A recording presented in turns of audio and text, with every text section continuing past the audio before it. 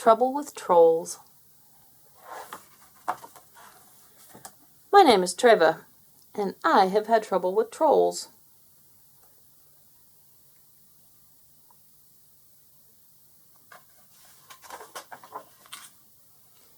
It all happened one day in early spring when I decided to visit my cousin who lives on the other side of Mount Baldy.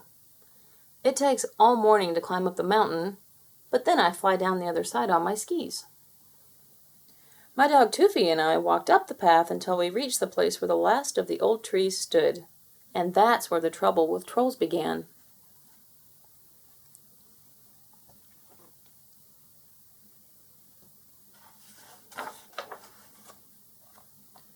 As we walked through the trees, something scuttled by. Tuffi ran after it. I heard a yelp, and then there was Tuffi caught right in the arms of a troll.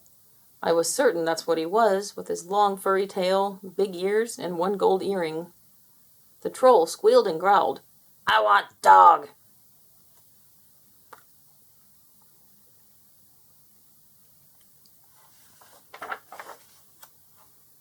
He waggled his ears back and forth at me.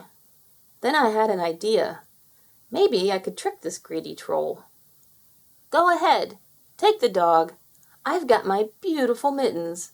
And I reached up and warmed my ears as if I couldn't do without my mittens. The troll's eyes darted back and forth from Tuffi to my mittens, but it was too much. He had to have them. He dropped Tuffi, grabbed my mittens, and ran off.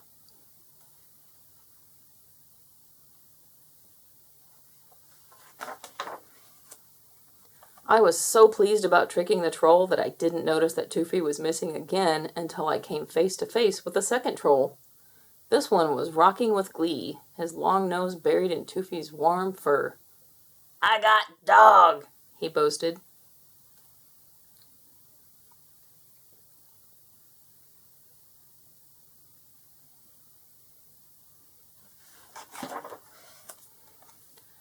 I shrugged. "Oh, you can have the dog," I said. "Just don't take my favorite pom-pom hat." I fluffed it up and dusted my nose with it. The troll's eyes lit up. He snatched the hat and scurried away as fast as he could go.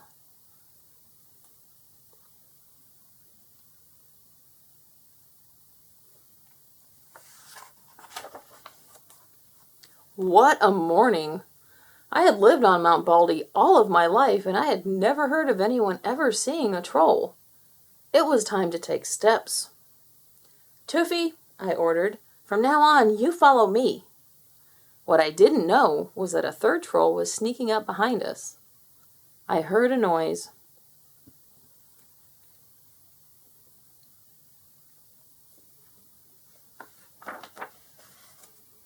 Whoop! This troll had grabbed Tuffi by the tail and was pointing to a big iron pot. "Pull! Pull!" she cried. I slipped off my sweater when she wasn't looking. "Whew!" I said. "That leaves my special puller." I put a rock down the neck of my sweater and pulled it by the arms to show how it worked. Trolls are dim, but this one was smart enough to see that my sweater was just the thing to drag her pot. She scampered away with it, and Tuffi and I listened to the bong, bong, bong of the pot bouncing down the mountain.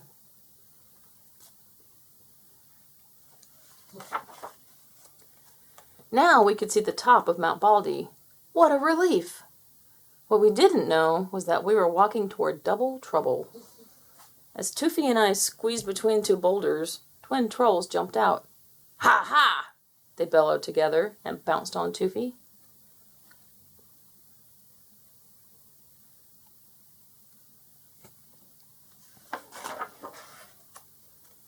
This time I was ready. I saw their pointy little heads and knew just what to do. Off came my boots. I dangled them in the air. Imagine wanting a dog and ignoring these. Instantly, the twin trolls dropped Tuffi and leaped for my boots.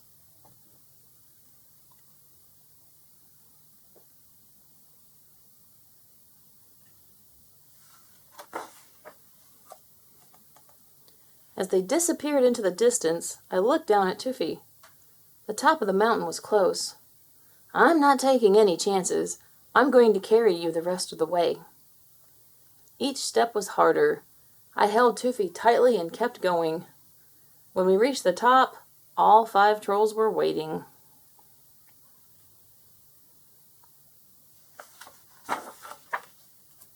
"We want dog!" they bellowed and ran toward us.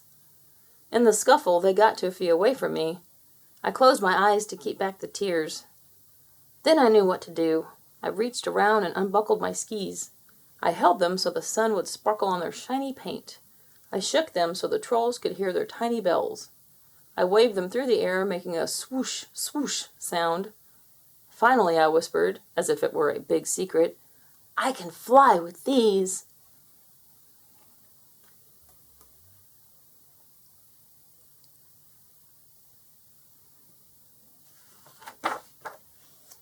"Fly!" the trolls roared. "How fly?" I picked up my ski poles. I blew on my hands to warm them. "I'll need my mittens to show you." The troll with the big ears threw my mittens over. "I can't fly unless I can see," I said reluctantly. "I'll need my hat to keep the wind from blowing my hair in my eyes." The troll with the long nose tossed me my pom-pom hat. "Look," I said, shivering in the wind. "Flying is easy, but I can't do it without my sweater, and that's final." The other trolls stared at the troll with my sweater. She hesitated, but then gave it to me. I put it on and positioned my skis on the snow, but even the trolls could tell that my feet wouldn't fit into the bindings. "I really need those boots," I said reassuringly to the twins.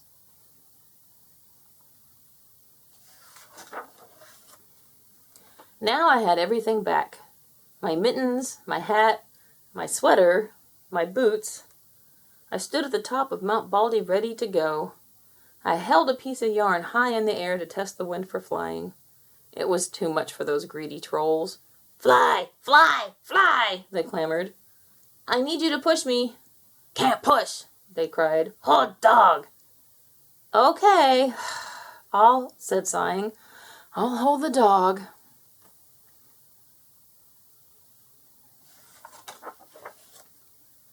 The trolls gave me one giant push. "Fly! Fly! Fly!" they shouted at me. As we flew down the mountain, I could hear the trolls' cries change to wails of "Dog! Dog! Dog!" And as I looked back, all I could see was a pile of trolls shoving and pushing each other furiously around in the snow, arms flying, heads bumping.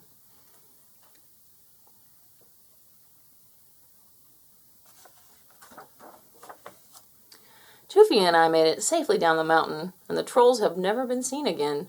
But if you travel over the top of Mount Baldy in early spring, you can see the white cotton grass waving wildly in the wind. It's all that's left from the day I had the trouble with trolls. The end. Please subscribe.